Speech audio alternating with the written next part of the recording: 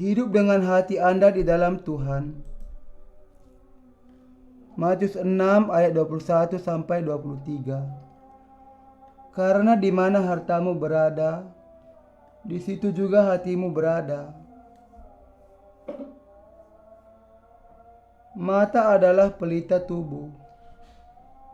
Jika matamu baik, teranglah seluruh tubuhmu. Jika matamu jahat, gelaplah seluruh tubuhmu. Jadi jika terang yang ada padamu gelap, betapa gelapnya kegelapan itu. Bagian Alkitab hari ini mengatakan, mata adalah pelita tubuh. Jika matamu baik, teranglah seluruh tubuhmu. Hati kita adalah berubah-ubah seperti hujan di musim panas.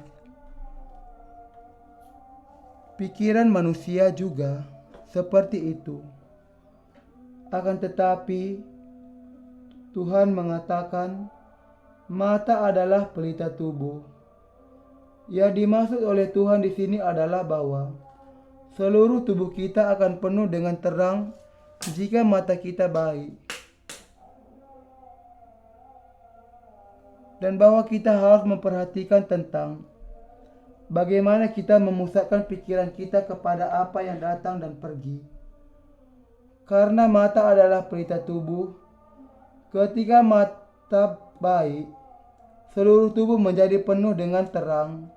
Tetapi ketika mata itu jahat, maka seluruh tubuh menjadi penuh dengan kegelapan. Ketika hati kita suram, maka semua yang kita lihat menjadi gelap. Tetapi, kalau kita merenungkan Injil air dan Roh sekali lagi, hati kita akan menjadi terang. Ketika Tuhan berbicara mengenai mata, Ia sedang menjelaskan mengenai iman di dalam hati kita. Hati kita tidak tetap teguh. Hati Anda dan saya datang dan pergi. Hati kita sering menjadi terombang-ambing. Ketika kita merenungkan Injil air dan Roh, hati kita mengasihi Tuhan, tetapi sebentar kemudian kita tergoda untuk mengasihi dunia dan pemikiran kedagingan kita. Kita sedang berbicara mengenai apa yang harus diperhatikan oleh hati kita. Mata adalah pelita tubuh. Karena itu, kita harus berpikir tentang Tuhan dan mencurahkan hati kita untuk memberitakan Injil air dan Roh. Ketika kita berpikir tentang bagaimana sempurnanya Tuhan sudah membasuh dosa-dosa kita, kita memahami bagaimana hati kita sudah disucikan.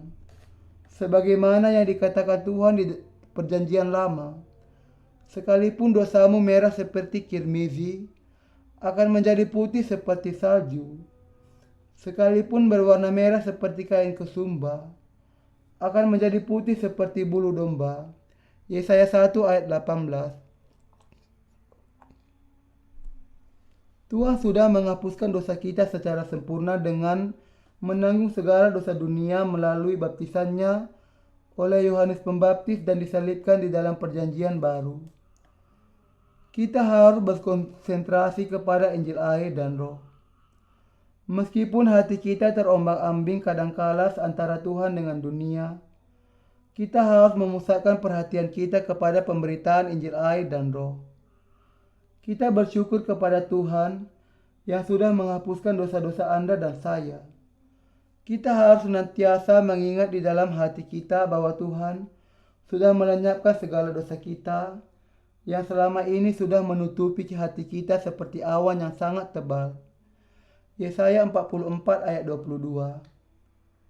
Hati kita menjadi terang ketika kita berpikir tentang Tuhan yang sudah menghapuskan dosa-dosa kita dengan cara yang demikian. Mata adalah pelita tubuh.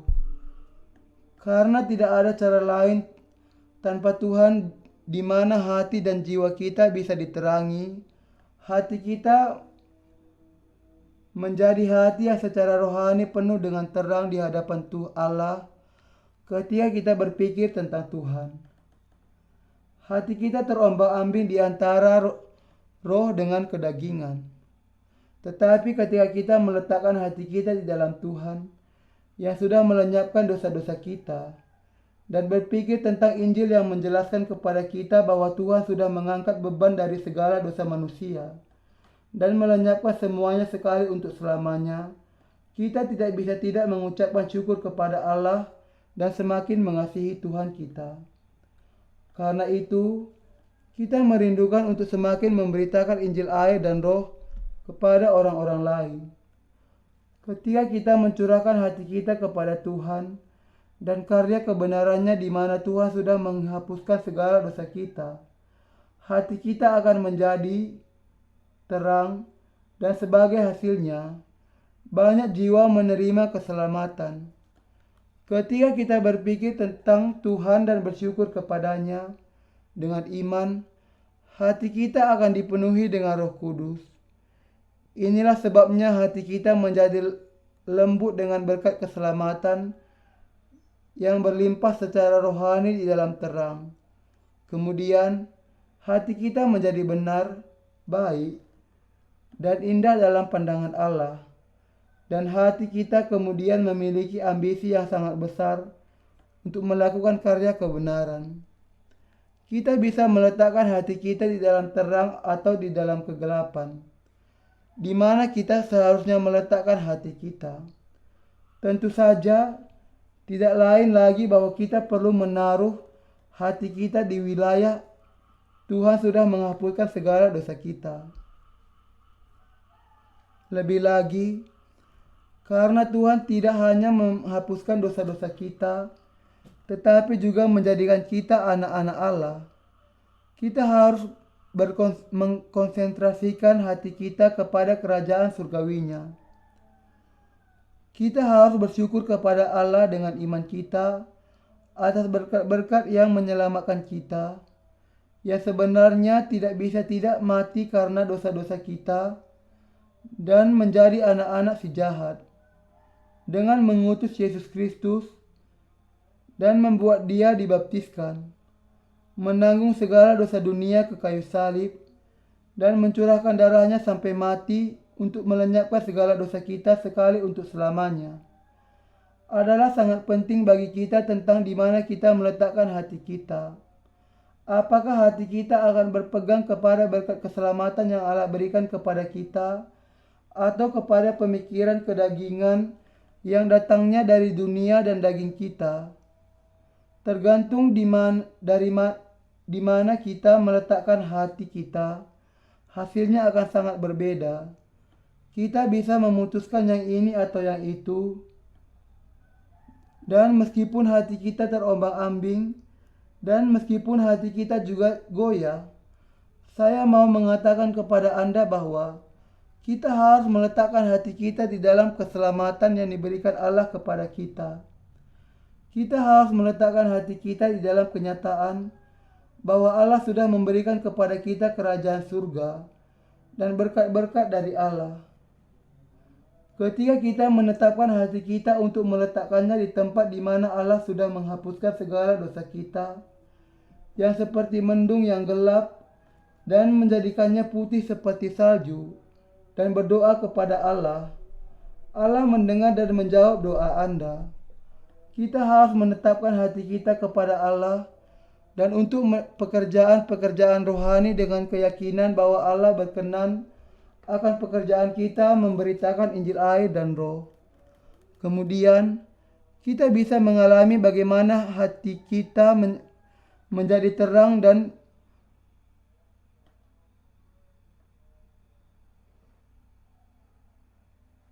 menghasilkan banyak kemajuan dari pekerjaan Allah. Kita bisa menjadi orang-orang yang diberkatinya dengan dipakai bagi pekerjaan Allah yang penuh sukacita dan berkat. Saudara seiman yang terkasih, ketika kita menetapkan hati kita untuk memberitakan Injil air dan roh, hati kita menjadi bergembira. Ketika kita hidup di dunia ini,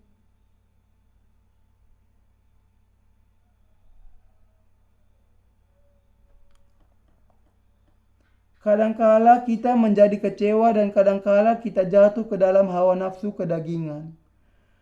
Tidak ada orang-orang benar yang tidak pernah jatuh. Akan tetapi, meskipun kita demikian, yang terpenting adalah di mana kita menetapkan pusat perhatian hati kita. Di manakah kita masing-masing memusatkan perhatian hati kita? Kalau entah bagaimana Anda meletakkannya di dalam kegelapan, saya berharap bahwa Anda membawanya kepada terang. Kami berusaha untuk memberitakan Injil ke seluruh penjuru dunia. Bagaimana caranya?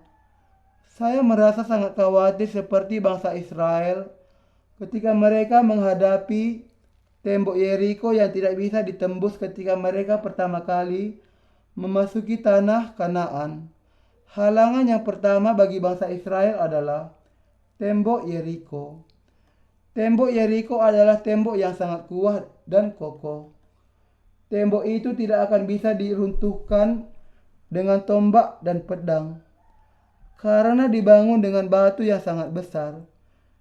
Tembok itu tidak mudah untuk diruntuhkan. Orang-orang Yeriko juga bersiaga di atas tembok. Jadi bagaimanapun usaha bangsa Israel untuk merobohkan tembok itu, bangsa Yeriko hanya menyaksikan sambil mengejek bangsa Israel dari atas tembok mereka. Ketika mereka menaruh roda pada sebuah batang pohon yang sangat besar, lalu para prajurit berusaha untuk mendorongnya dan berusaha menghancurkan pintu gerbang kota itu, tetapi itu tidak mungkin terjadi karena kota itu memang sangat kokoh. Akan tetapi, tembok itu pun hancur pada saat bangsa Israel beriman kepada Allah dan taat kepada perjanjiannya dengan sepenuhnya. Kita membutuhkan iman yang sama dalam masa zaman kita ini. Kalau kita tidak meletakkan hati kita kepada Allah, kita tidak akan bisa melaksanakan misi kita memberitakan Injil air dan Roh. Akan tetapi, kalau kita meletakkan hati kita kepada Allah, saya tahu bahwa sangat mungkin untuk memberitakan Injil air dan Roh ke seluruh penjuru dunia. Kalau kita tidak memiliki iman kepada Injil air dan Roh, kita tidak akan bisa memberitakan Injil dan sebagai akibatnya, dunia ini akan menuju kehancuran. Ketika kita berusaha untuk memberitakan Injil air dan Roh ke seluruh dunia, sampai hari ini, ada banyak kesulitan. Kami memutuskan untuk menerbitkan buku-buku misi kami tentang Injil air dan Roh di berbagai bahasa dan mengirimkannya kepada semua orang di seluruh dunia. Karena itu, buku-buku tentang Injil ini sudah diterjemahkan ke dalam berbagai bahasa di dunia ini. Dengan menerbitkan dan mendistribusikannya, kami bisa menyebarkan Injil yang benar itu ke seluruh dunia. Sekarang, ketika kita berpikir mengenai memberitakan Injil air dan Roh ke seluruh dunia, dan menetapkan hati kita untuk hal itu, hati kita akan diterangi. Anda dan saya masih di dalam daging, sehingga kalau kita menetapkan hati kita kepada Tuhan, hati kita akan bersukacita dan hati kita akan menjadi cocok untuk melakukan pekerjaan bagi Injil di hadapan Allah. Di sisi lain, kalau kita tidak menetapkan hati kita untuk memberitakan Injil, tetapi kepada hal-hal duniawi, hati kita akan menjadi sangat kotor sekali. Meskipun hati kita terombang-ambing antara daging dengan roh, sangat penting untuk membuat hati kita tertanam pada Injil air dan Roh. Sebagaimana tertulis, karena di mana hartamu berada, di situ juga hatimu berada. Tergantung kepada di mana kita meletakkan hati kita, Kita bisa menjadi manusia terang di hadapan Allah, atau kita bisa menjadi manusia yang tidak berguna.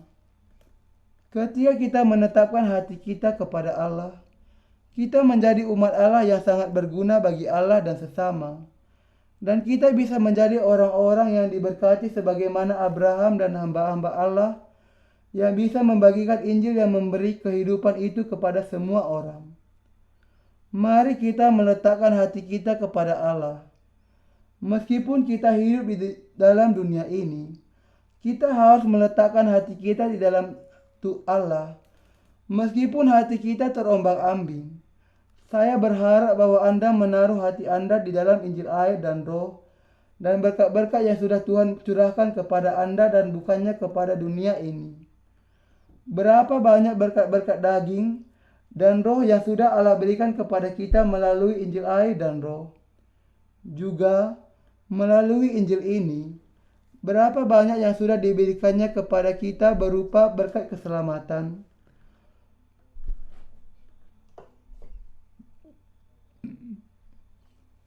Ketika kita berpikir tentang hal itu, kita tidak bisa tidak menetapkan hati kita kepada Allah. Sangat berguna bagi kita jika kita menetapkan hati kita kepada Allah.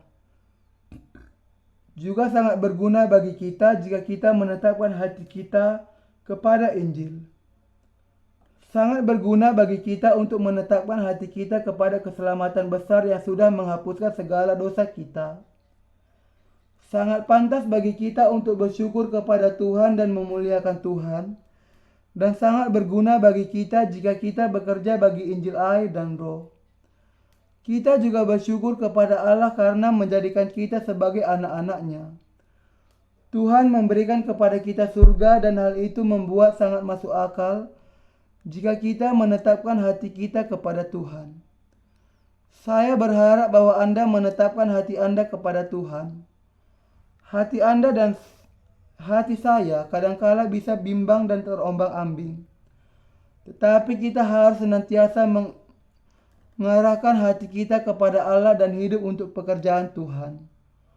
Ketika kita berjalan di jalan raya, ketika kita melihat sesuatu yang bagus, mata dan hati kita akan tertarik untuk sementara, tetapi kita harus langsung membawa hati kita kembali dan memberikannya kepada Tuhan. Dalam Matius pasal 6, Tuhan secara khusus berbicara mengenai materi. Karena di mana hartamu berada, di situ juga hatimu berada. Apakah harta bagi hati Anda? Apakah Tuhan? Apakah berkat-berkat dari Tuhan? Atau dunia ini? Apakah itu uang? Yang mana? Harta kita adalah Tuhan. Kalau Anda percaya bahwa harta itu adalah materi jenis apapun, tolong ubah pikiran Anda. Dalam kenyataannya, materi tidaklah berharga.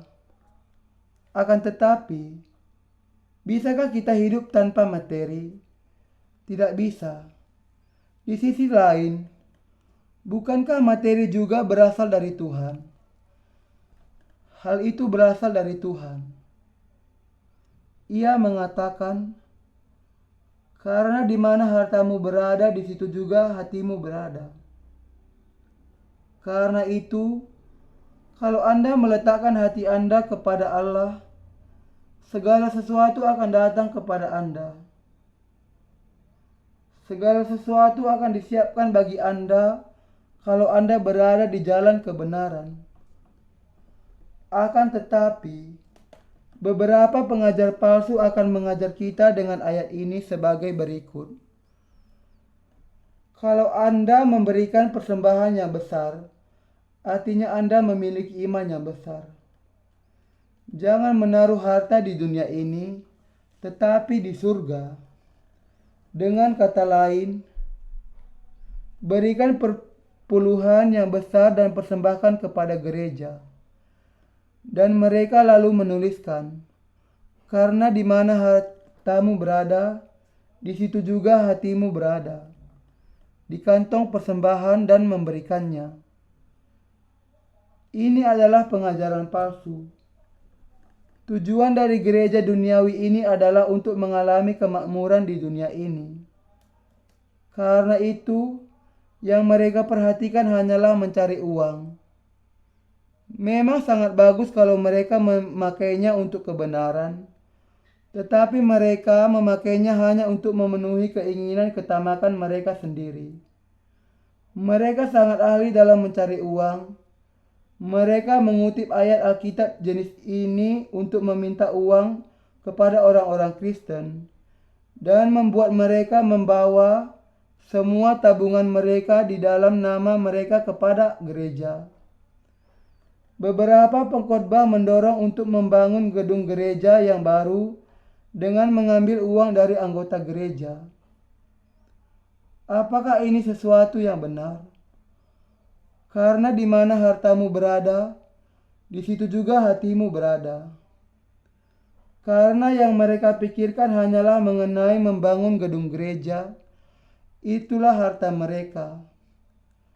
Anggota gereja membanggakan tentang gedung gereja mereka yang bernilai 15.000 juta dolar, seolah-olah kalau datang ke gereja yang demikian merupakan sesuatu yang mulia dan patut dibanggakan. Kalau kita melihat pikiran mereka dengan sinar X, mungkin tidak ada sisinya. Hati mereka tentu saja kosong juga. Karena yang mereka masukkan ke dalam hati mereka adalah gedung gereja seharga 15 juta dolar. Mereka tidak bisa melihat bahwa Yesus sudah menghapuskan segala dosa mereka. Seperti mendung yang tebal itu dengan Injil air dan Roh. Ada banyak orang yang patut dikasihani yang tidak bisa melihat bahwa Allah sudah menjadikan mereka anak-anaknya dan memberikan kepada kita kerajaan surga. Sebaliknya, bagi kita yang dilahirkan kembali, Tuhan adalah harta kita.